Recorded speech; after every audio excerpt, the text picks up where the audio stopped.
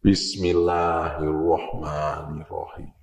Assalamualaikum warahmatullahi wabarakatuh. Sahabat Superpedia yang dimuliakan Allah, semoga kita selalu dalam keadaan sehat walafiat.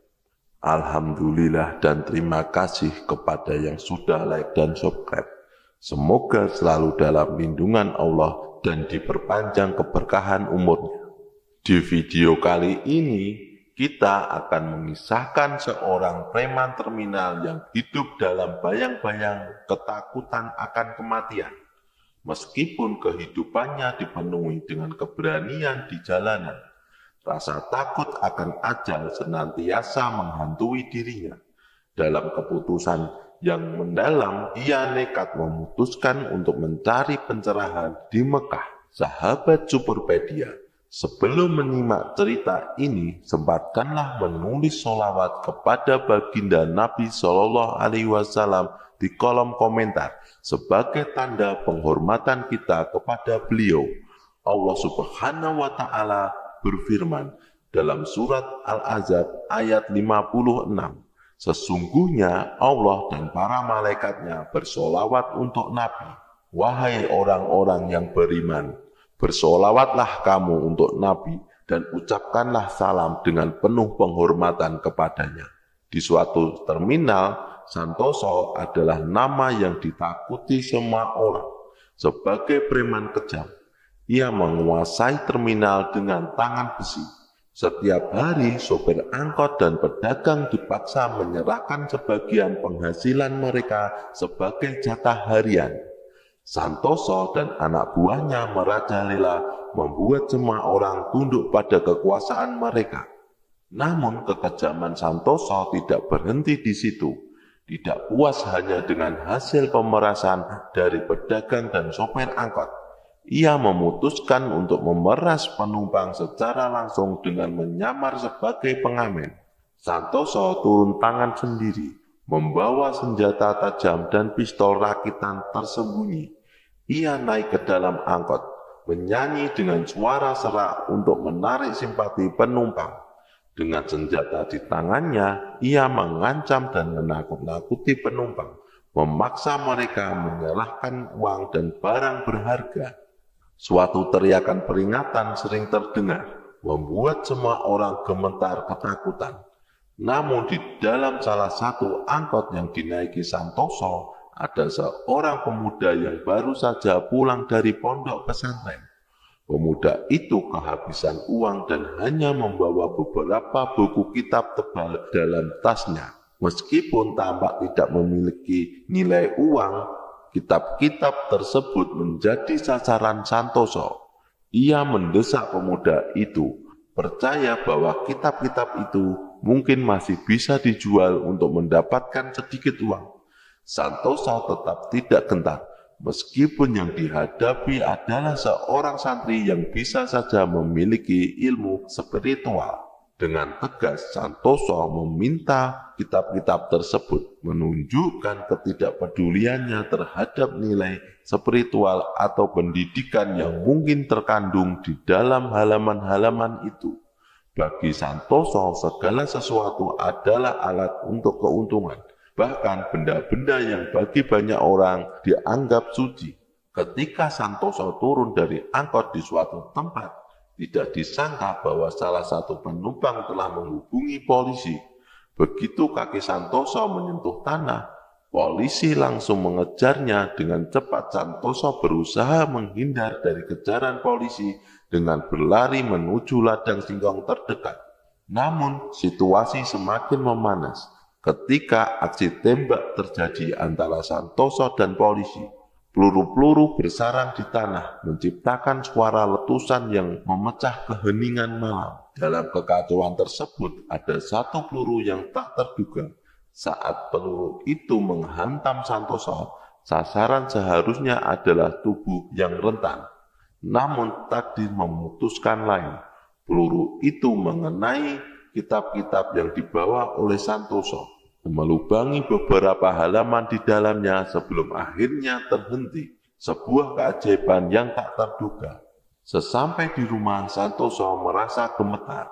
Ketakutannya yang terbesar adalah kematian, dan kejadian di ladang singkong masih menghantuinya. Tengah malam saat semua orang terlelap dalam tidurnya, Santoso terbangun secara tiba-tiba. Matanya memandang kosong ke langit-langit kamar.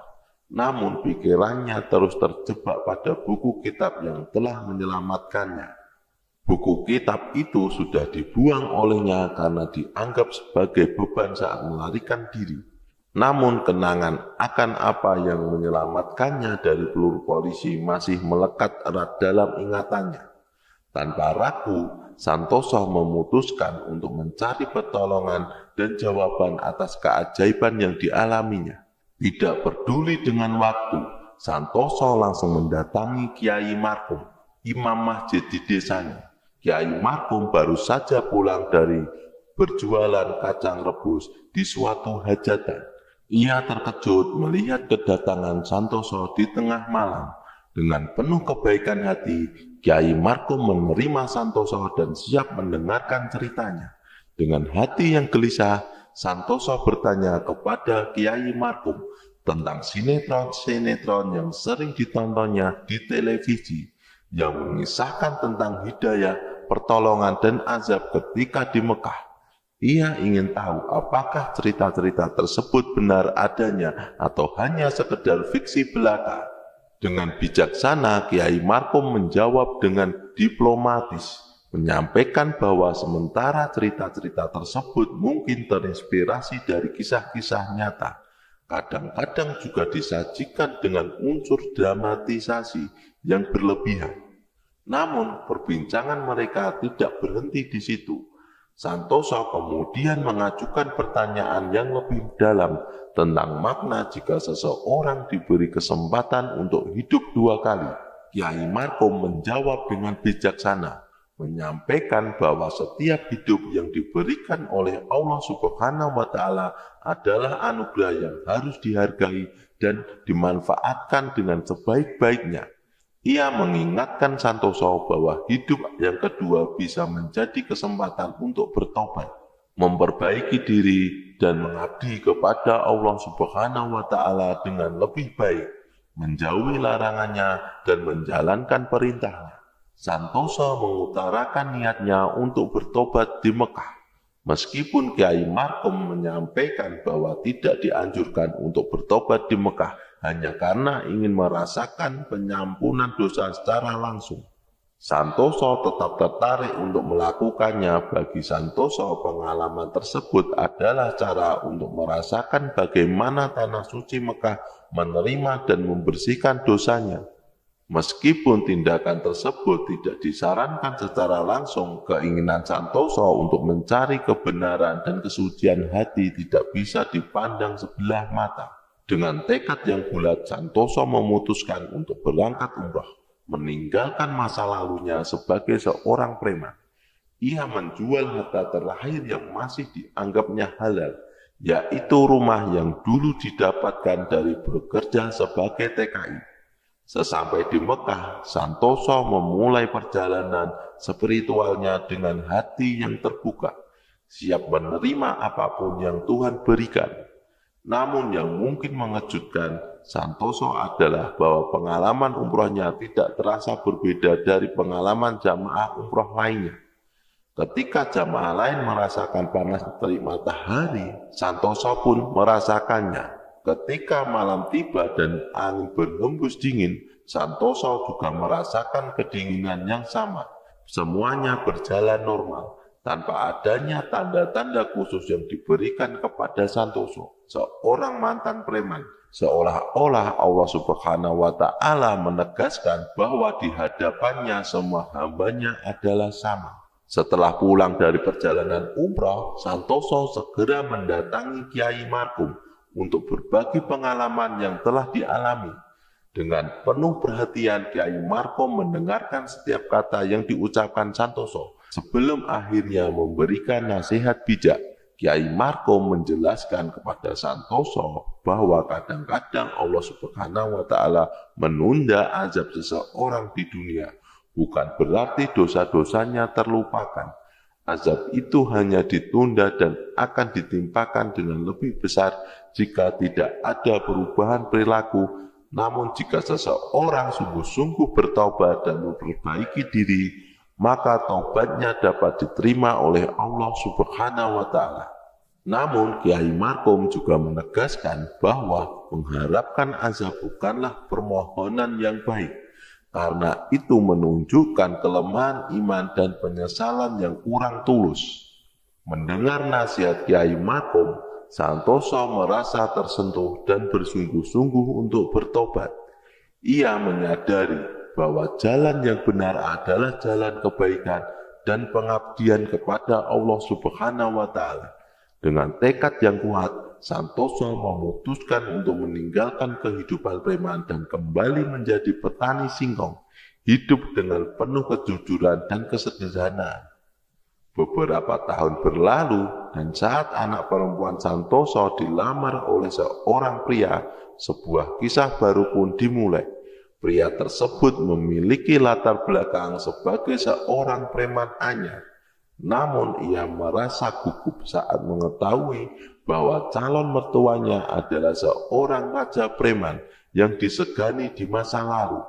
Pria itu segera memutuskan untuk mengambil jalan yang benar. Dengan tulus dan sungguh-sungguh, ia memilih untuk meninggalkan dunia kekerasan dan teror dan bergabung dengan Santoso sebagai seorang petani singkong. Kisah ini menjadi sebuah bukti bahwa kebaikan dan kejujuran selalu mendapatkan penghargaan, bahkan dalam situasi yang penuh tantangan sekalipun. Dengan langkah bijaknya, pria itu telah menunjukkan bahwa setiap orang memiliki kekuatan untuk memilih jalan hidupnya sendiri, dan bahwa taubat serta perubahan bisa terjadi pada siapapun tanpa terkecuali. Kisah kali ini kami rangkum dari sumber media, jadi kebenarannya belum pasti. Nama-nama tokoh ini saya samarkan dan saya edit sedikit biar lebih menarik ceritanya. Mohon maaf apabila ada kekeliruan yang terdapat dalam kisah ini, karena maksud dari video kali ini adalah agar kita dapat mengambil hikmah atau pelajaran penting dan senantiasa terjaga dari mara bahaya dan kekufuran. Semoga kisah ini bermanfaat. Yang benar datangnya dari Allah Subhanahu wa Ta'ala. Kekurangan dan kesalahan datangnya dari saya pribadi sebagai manusia biasa. Sampai jumpa di kisah selanjutnya. Saya akhiri. Wassalamualaikum warahmatullahi wabarakatuh.